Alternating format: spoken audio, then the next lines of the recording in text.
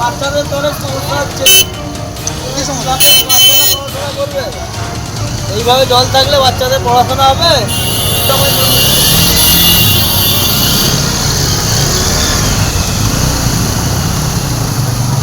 বর্তমান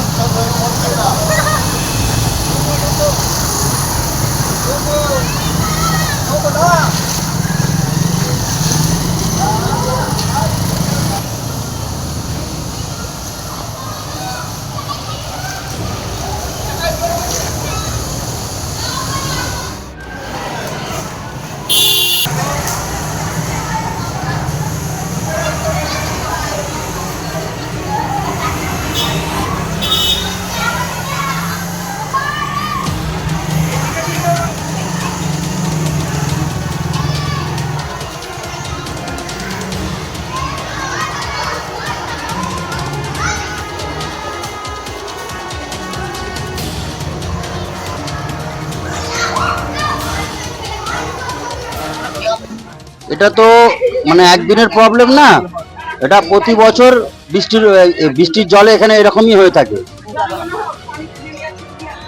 এখন যত তাড়াতাড়ি সম্ভব সবার কাছে অনুরোধ করব, এটাকে যদি নামানোর কোনো ব্যবস্থা করা যায় খুব ভালো হয়। জলটা কতদিন ধরে আছে? 3 দিন। কোনো কেউ এলছে না?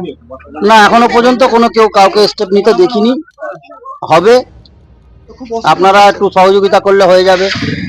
সবাই সহযোগিতা চাই। আপনাদের কি পড়ে? আমার মেয়ে কত ক্লাসে পড়ে? ক্লাস 5-এ। আপনার নাম? শেখ রফিকুল হাসান। প্রচুর কষ্ট হচ্ছে, সব নেতা খেতারা কোথায় গেল দেখতে পায় না চোখে? হাজার হাজার মেয়েরা পড়ে এখানে, কম কষ্টের সঙ্গে আসছে ওরা, আসা যাওয়া করতেছে। ম্যাডামরা আসতে পারে না, তারা হে করে আসতেছে।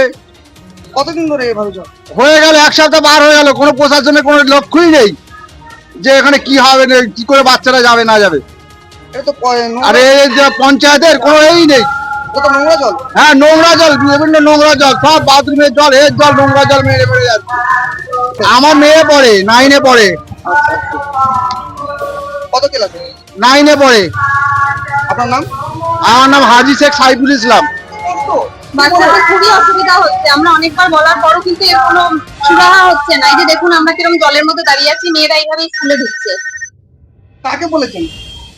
আমরা এই লোকাল লোককে জানিয়েছি, তারপরে ধরুন হেডমিস্ট্রেস অনেক উদ্যোগ নিয়েছেন, কিন্তু তারপরেও প্রত্যেক বছরই এখন এখানে চারপাশে বিল্ডিং হয়ে যাওয়ার পর কি হচ্ছে, জলটা অনেক জমে যাচ্ছে। জল জমে যাওয়ার ফলে কি মেয়েরা স্কুলে আসতে খুব অসুবিধা হচ্ছে। কোথায় জানিয়েছেন? হ্যাঁ, কোনো পুলিশ প্রশাসনকে জানিয়েছেন? এক্স্যাক্টলি এইচএম বলতে পারবেন, আমি পুরোটা জানি না, তবে এটা আমরা প্রত্যেক বছরই ফেস করি এই সমস্যাটা। এটা খুবই তাড়াতাড়ি শীঘ্রই প্রতিকার হওয়া দরকার।